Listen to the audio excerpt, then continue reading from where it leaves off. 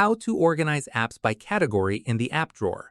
This tutorial shows you how to manually group similar apps into folders on your Nothing phone. First, open your app drawer by swiping up from your home screen. After that, tap and hold on an app you'd like to group with another. From there, drag it directly on top of a related app, like placing a game onto another game. At this point, this automatically creates a folder containing both apps. In the next step, tap on the newly created folder.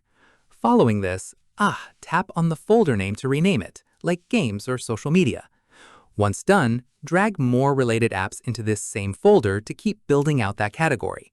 From here, repeat this process to create additional folders for other categories you'd like.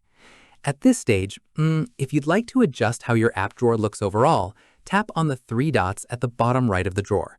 Keep in mind, look for Drawer Layout within this menu, since Nothing OS doesn't offer a built-in alphabetical sort option the way some other Android skins do. Finally, exit back to your home screen once you've organized your apps into folders the way you'd like. And that's it.